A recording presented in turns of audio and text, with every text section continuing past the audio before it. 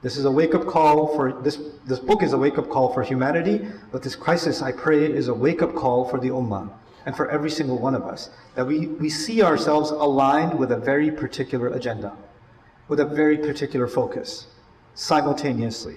And if enough of us have that awakening, if enough of us have that consciousness, wallahi al-azim, we are far too many to think ourselves as weak. Or far too many. Alhamdulillahi khaliq al-wujudi min al-adam. وجاعل النور من الظلم ومخرج الصبر من الألم فملقي التوبة على الندم فنشكره على المصائب كما نشكره على النعم ونصلي على رسوله الأكرم ذي الشرف الأشم والنور الأتم والكتاب المحكم وكمال النبيين والخاتم سيد ولد آدم الذي بشر به عيسى بن مريم ودعا لبعثته إبراهيم عليه السلام حين كان يرفع قواعد بيت الله المحرم فصلى الله عليه وسلم وعلى أتباعه خير الأمم الذين بارك الله بهم كافة الناس العرب منهم والعجم. الحمد لله الذي لم يتخذ ولدا ولم يكن له شريك في الملك ولم يكن له ولي من الذل وكبره تكبيرا. والحمد لله الذي أنزل على عبده الكتاب ولم يجعل له عوجا.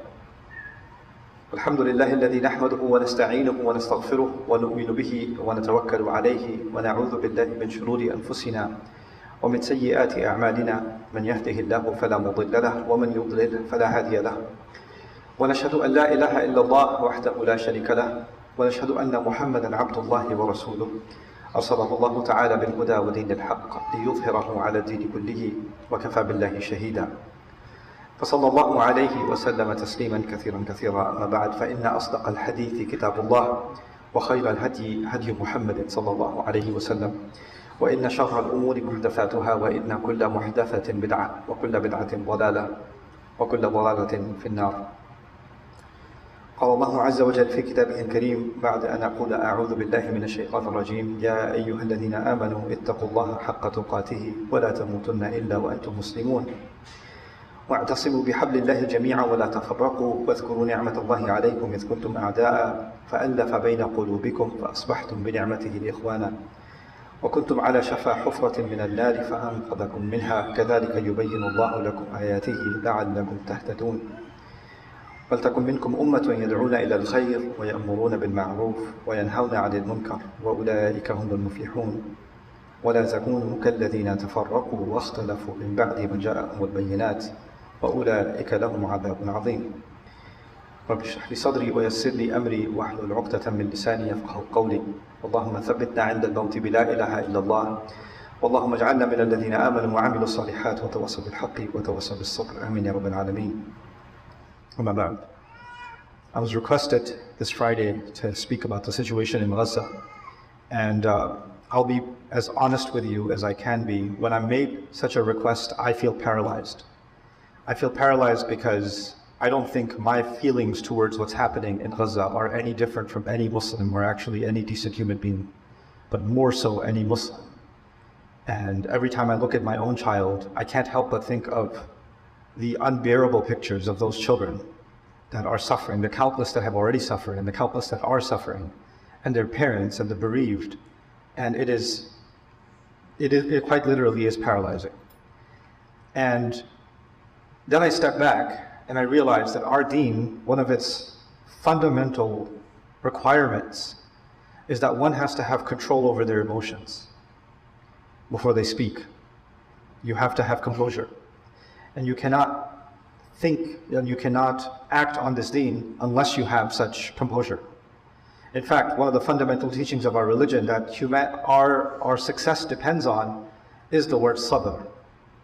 In Surah Al-Asr, for instance, when Allah Azza wa Jalla says, إِلَّا الَّذِينَ آمَنُوا وَعَمِلُوا الصَّالِحَاتِ وَتَوَاصَوْا بِالْحَقِّ وَتَوَاصَوْا بِالصَّبْرِ. Part of the meaning of وَتَوَاصَوْا بِالصَّبْرِ is we're going to lose patience. We're going to lose our composure. And we have to be there for each other to give each other composure, to keep us on track. That's part of the agenda. I also think about how easy it is, given that I have public speaking background and I know how to raise my voice and lower it, and I have an understanding of communal and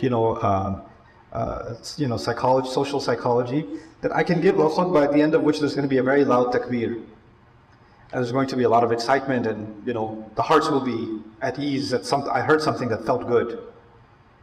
But I actually stopped myself from doing that. I stopped myself from doing it because I feel that has almost become a pacifying drug. At least we heard something that felt good. At least, okay, that eased our pain a little bit, or that gave us some comfort, And every time there's a crisis, we turn to, what are our scholars saying? My heart is hurting. I need to hear something from our scholars, our du'at, our speakers, and they need to say something so that and it's, in a sense, I almost feel like I'm betraying this trust because I'm just giving someone something they want, not what they need.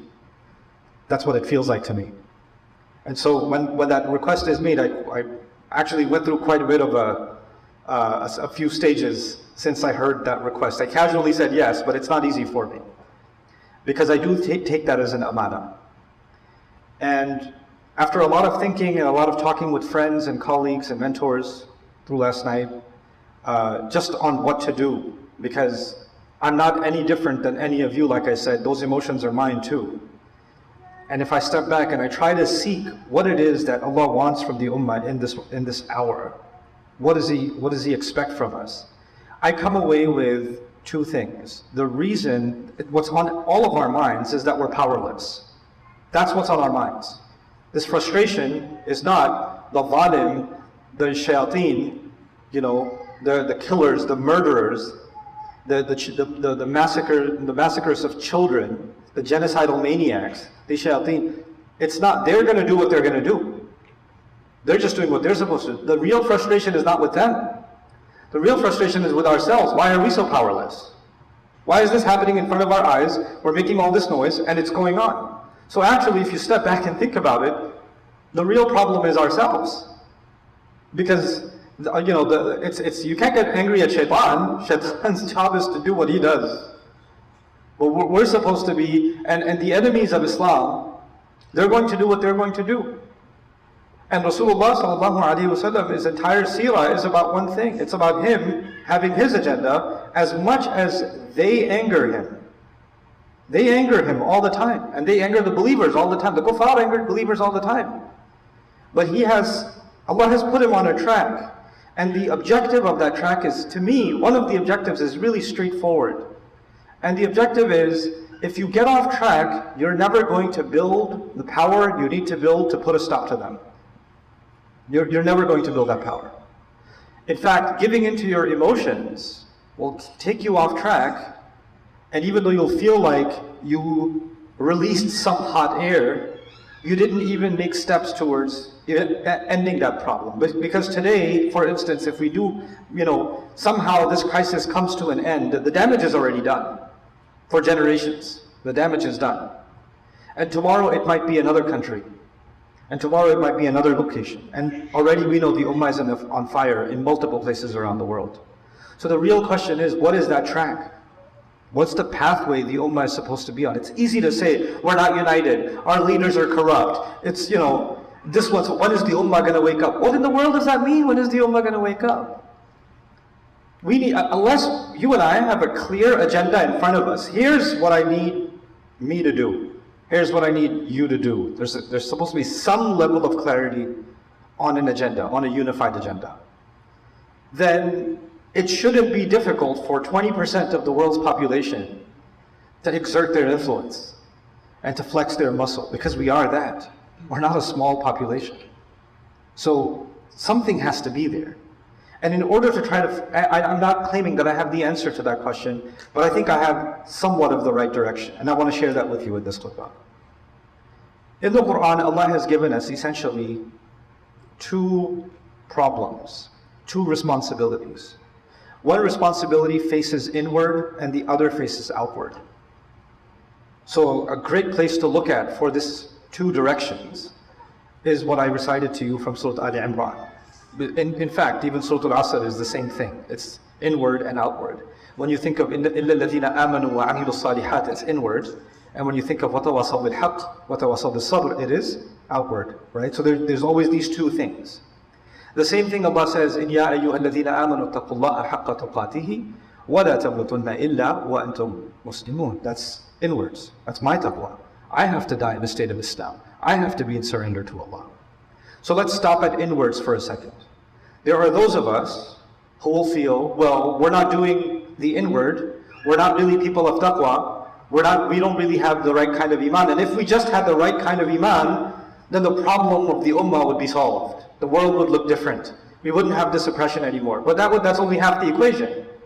So we have to address that. But while we're addressing that, if you look at the very next ayah, Allah says, وَاعْتَصِمُوا بِحَبْلِ اللَّهِ جَمِيعًا وَلَا تَفَرَّقُوا. There's another step right after that. Don't fall into division with each other. Now, we're already taking a step outwards.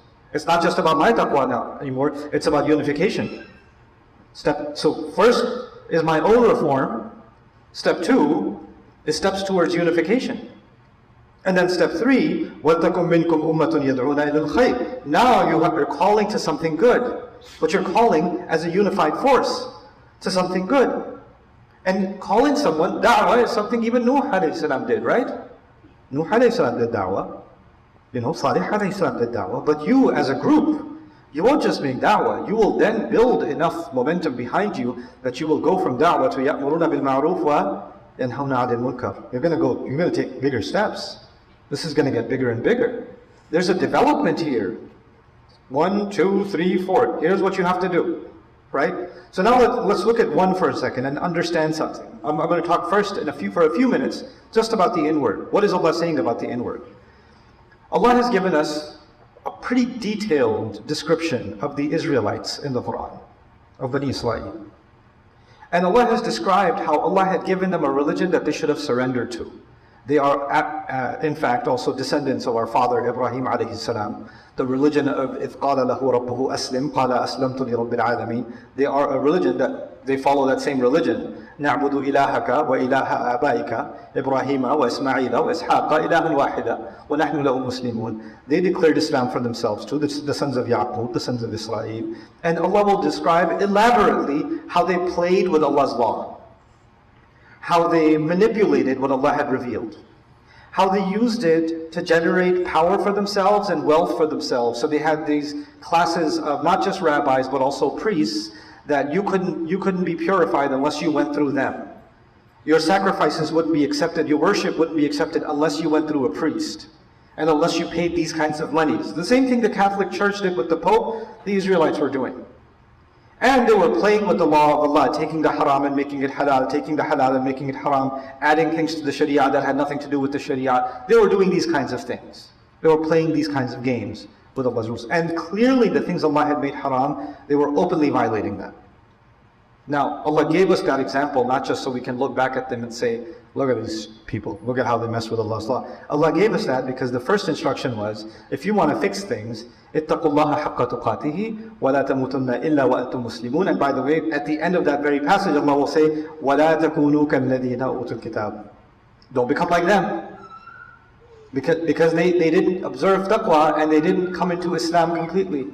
So the first honest look, and I'm not just giving this like a rhetorical speech. We all have to have taqwa. You've heard about taqwa a billion times. I'm not just saying that. I'm saying if I have to look in my family, you have to look in your family, we have to look in our community, we have to look in our culture and say, how much of the book of Allah do we actually apply in our personal lives before we talk about anybody else? How much of it are we actually living by? So for example, much of the Quran, much of the book of Allah has to do with financial regulations. Inheritance law is financial regulation. The mahar in marriage is financial regulation. Child support is financial regulation. Zakat is financial regulation. Earning halal money is financial regulation. Staying away from riba is financial regulation. Right? So money matters are a huge chunk of the Sharia. And another huge, and by the way, all of us have money issues. So that's one part of the equation. Where we could say, if I want to see for myself, am I living by the word of Allah? Am I observing taqwa of Allah outside of my basic worship, my 5 prayers, Ramadan, Hajj? The first litmus test, easy litmus test is money matters. Am I involved in riba? Am I giving the inheritance shares? Did I shortchange my sister or my my mother or my whoever else on the inheritance? Did I give the mahar? Am I providing the support I'm supposed to provide? The finances that I owe? Am I giving the zakat? Am I paying the loan back? Right? These are all, that's easy litmus test. And the way the state of the ummah is, I've been in business for some time, other than education. I've been business, and one of the hardest lessons I learned in business is it's hard to do business with Muslims.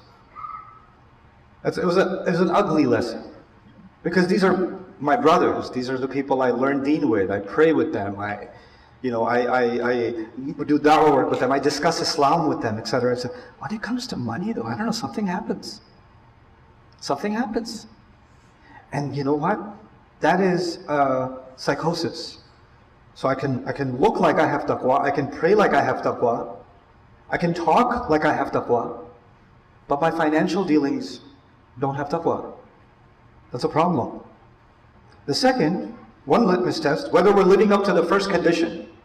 Because we get, in these ayat, we eventually get to a place where we can command the good and forbid the evil. When you command the good, it starts with just speaking up, but eventually ends up with, biyadihi. You can stop. You have the power to stop it.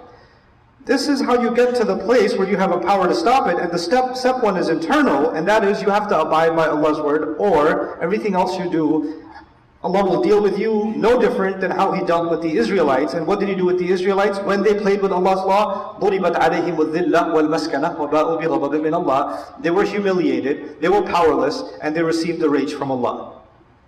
So, and وَلَن تَجِدَ بِسُنَّةِ اللَّهِ تَبْدِيلًا. You're not going to find any change in the way Allah does things. So, if I'm going to say for myself and yourself and us as a whole, the hundreds of millions and billions of us, let's start with step one.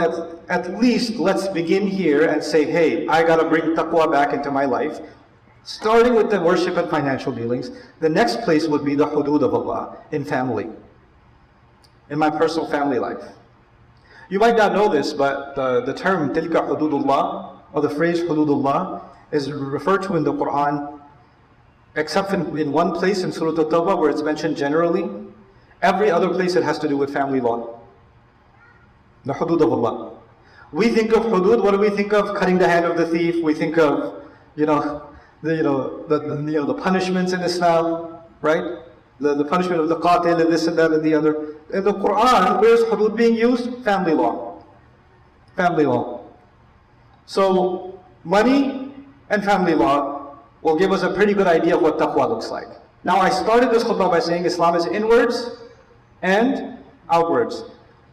For yourself, do a study of the musabbihat of the Quran. For yourself, from Surah Al-Hadid all the way to Surah Al-Tahrir, 57 to 66. You know what you're going to find? You're going to find ayat about jihad, fighting, spending, the Muslim military. You're going to find those ayat. And in the middle of those ayat, you'll find قَدْ سَمِعَ اللَّهُ قَوْلَ الَّتِي تُجَادِلُكَ فِي زَوْجِهَا. You're going to find يَا أَيُّهَا الَّذِينَ آمَنُوا قُوا أَنفُسَكُمْ وَأَهْلِيكُمْ نَارًا. In the same surah that Allah says, جَاهِدِ الْكُفَّارَ وَالْمُنَافِقِينَ وَغْلُظْ عَلَيْهِمْ. Fight against the kuffar and the munafiqeen. That's outwards. Same surah, Allah is saying, لِمَا تُحَرِّمُ مَا أَحَلَّ اللَّهُ لَكَ تَبْتَغِي مَرْضَاتَ أَزْوَاجِكَ. Why are you making halal? What are you making haram what Allah made halal for you? Because you're making your wives happy? A family issue, isn't it? So what is Allah teaching us? Allah is teaching us these two things go hand in hand, that you can't separate them. The internal and the external. And the internal is taqwa. And taqwa, two big places we can look at ourselves. Are we living taqwa in our money matters? And am I living taqwa in my family matters? Those two places. Easy litmus test. Okay, now let's take the next step. And it's not, until you do this, you can't take the next step. No. These are concurrent things that are happening. They're not, right now I'm working on financial and family, so don't burden me with the problem of the ummah right now. No, it's not like that. Because family drama will be with you for life, like Yaqub alayhi salam. If you're going to wait until it's all solved, then Ibrahim alayhi salam had family issues until the very end. Rasul sallallahu alayhi wasallam, most of his family disbelieved and was against him until Fath. Nuh alayhi salam, 950, he's got other things to do. So you have to deal with the internal while dealing with the external. These are concurrent. Okay, so that's لا تموتن إلا وأنتم مسلمون. The second thing Allah says is وَاعْتَصِمُوا بِحَبْلِ اللَّهِ جَمِيعًا وَلَا تَفَرَّقُوا. Second step is, forget about the rest of the world, now look at the Muslims. Let's look at each other. Don't fall into disagreement with each other. And how will you do this? By holding on to Allah's book together. So now what Allah is giving us is a mandate. You and I have to become, I don't have a lighter word to use, you and I have to become obsessed with the Quran together. We have to develop a collective obsession with Allah's book. And that obsession is so powerful that our racial disagreements, our ethnic disagreements, our family disagreements, our fiqh disagreements, our historical disagreements, our national disagreements, they start becoming so small because there's something that binds us that is so powerful. I'll give you just an analogy of this. Like, Democrats and Republicans can absolutely hate each other in this country, right? They're listening to different podcasts. They're listening to different radio stations. And atheists can have absolute disdain for, fundamentalist Christians. The far left and the far right. But they're both, Dallas Mavericks fans. And they're both in the same stadium cheering for the same team. And they're both going crazy. And when they win on the buzzer, they win a shot, they're giving each other a high five. But you hate each other. No, that doesn't matter. More importantly right now, we're in the playoffs. These are the finals. This is more important. Something that is so captivating for them that they forget they could put all of those differences in a box for a stupid game. You ever think about that? You think all the people that are in a stadium watching a sport, they're all politically, religiously, philosophically aligned? No. There could be people that took each other to court, they're in the same stadium. But it doesn't matter. Right now we're all on the same side. Go team. It's insane. But you know what? Allah has given us something far more powerful than a stupid team. Allah has given us His final word. And that word should inspire passion inside of us. And the more it does, the more it naturally brings people together. The Ummah is right now obsessed with disagreement. I would argue the opposite. We're obsessed with disagreement, not with agreement. And the reason is, the opposite of disagreement is not agreement. The opposite of disagreement and division is Quran, in the Quran. So our overwhelming disagreements and divisions are just a manifestation of how far from our actual alignment with the Quran, and how the Quran is no longer the conversation. The Quran is just a side reference. The Quran is just a book of dala'il from my point of view. I'm going to show you your aqidah is wrong. Let me bring these ayat and show you your aqidah is wrong. And this one will bring the other ayat and show their aqidah is wrong. We're using the Quran to slap each other instead of actually surrendering before the word of Allah together. So our approach is actually, my ideology comes first, and to support my ideology, I will bring the Quran. Instead of, my ideology is the Quran. So instead of the Quran serving my thought, I'm using the Quran to serve my thought. If you understand what I'm saying. And that's our second problem. The first problem is taqwa. Concurrently, and that's a social, spiritual problem. The second problem is intellectual. The intellectual discourse of the Muslims now must be dictated, mandated, obsessively with the Quran. We have to bring it back into popular conversation. This last week, many of you attended me going through Surah Al-Ma'arij. And for many of you that have been listening to the Durus al-Quran, good for you. This was just reinforcement. But for many of you, this is the first time you're actually taking the time to study a surah deeply. And as wonderful as that is, isn't that a tragedy? Isn't that a disaster? That the people that call themselves Muslim, the people of this Quran, they can be raised in a Muslim family saying La ilaha illallah Muhammadur Rasulullah sallallahu alayhi wa sallam, and they could be 18, 20, 25, 30, 35 years old, and this is the first time they took the time to think deeply about the Quran like this, or even have the opportunity. Whose fault is that? The kuffar? Did they do this? That's all us. وَاعْتَصِمُوا بِحَبْلِ اللَّهِ جَمِيعًا وَلَا تَفَرَّقُوا. And that's why this ayah, this is the ayah about brotherhood and about unity. You used to be enemies before this. فَأَلَّفَ بَيْنَ قُلُوبِكُمْ يعني أَلَّفَ بَيْنَ قُلُوبِكُمْ بِكِتَابِهِ بِحَبْلِهِ وَكُنْتُمْ عَلَى شَفَا حُفْرَةٍ مِنَ النَّارِ فَأَنْقَذَكُمْ مِنْهَا. After this comes, now that we're unified, now we know how to think. The Quran teaches you how to think, how to understand the world around you. This is Kitabun Mubin. This is Nur. Nur helps you see. Mubin is something that clarifies the world around you. Now you're able to engage in intelligent conversation with the outside hostile world. Now you're able to take their counter arguments against you, their propaganda, their hatred, and you can break it apart like Ibrahim alayhi salam broke apart the arguments of the idol worshippers. Now you're able to do that because now you're equipped. You're equipped with revelation. Ibrahim alayhi salam was equipped with revelation. Nuh alayhi salam was equipped with revelation. Now you're equipped with revelation. Now because you held on to the Quran like that, your personality, your thought process, your worldview has evolved. And now you're ready to make da'wah. Now you can have conversation. يَدْعُونَ إِلَى وَلْتَكُمْ مِنْكُمْ أُمَّةٌ يَدْعُونَ إِلَى الْخَيْرِ. I'm not giving you a full-on tafsir of these ayat, but there's a logical progression that I just wanted to highlight. And once you do that, this on just da'wah, I'm just going to mention one more thing because time's up. Just one more thing. Da'wah in the Quran, interestingly, is broken up into 3 target audiences. 3 target audiences. So society, the Quran, one way the Quran breaks up the society is it breaks it up into 3 audiences. One of those audiences is general average people. They just need to hear something good, some advice that hits their heart. They need maw'idha hasana. That's what they need. That's a huge population of society. So even as you're spreading the word of Allah, not everybody is debating with you. Actually, most people say, wow, that's really beautiful. Can I learn more about that? Can you tell me more about that? That's incredible. Where can I read more? Where can I find more? In fact, we're not even doing da'wah, and these kids are picking up, these non-Muslim kids are picking up a copy of the Quran and talking about it on TikTok. Because it's speaking to them. They get the maw'idha hasana from it.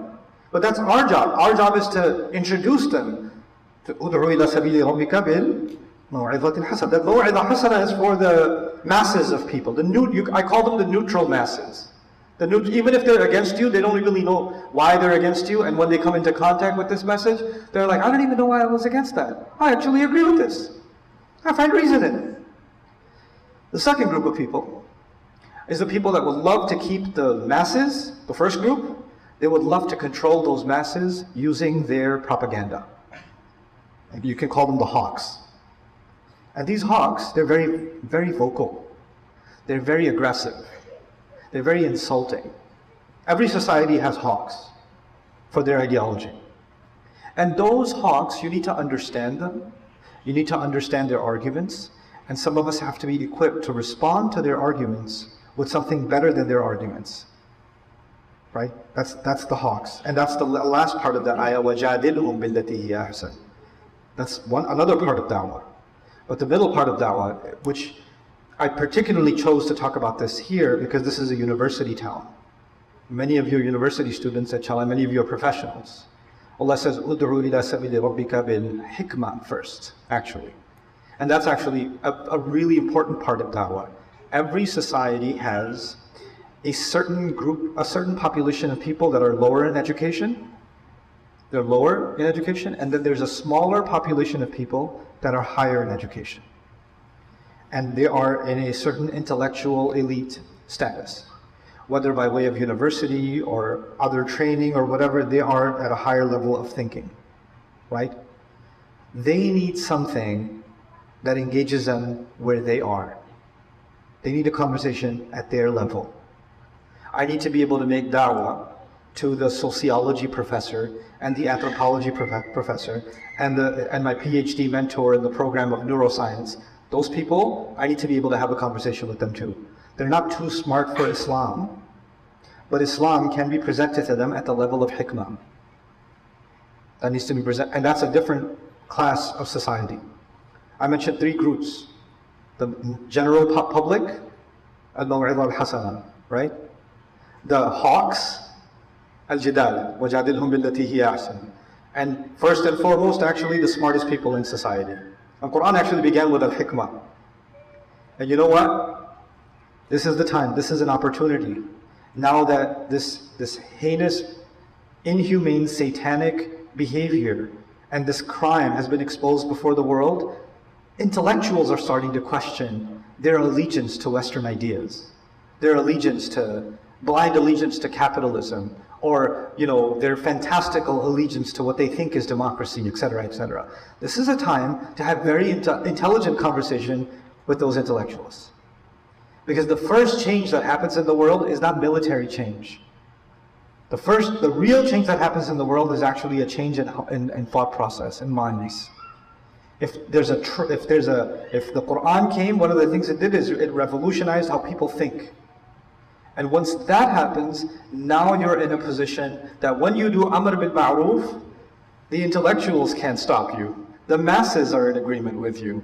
The hawks have been silenced. You understand? You become more and more dangerous. And the Quran was hitting all these three with one arrow, constantly, which is why for Makkah, Islam became unbearable. It hit all three audiences.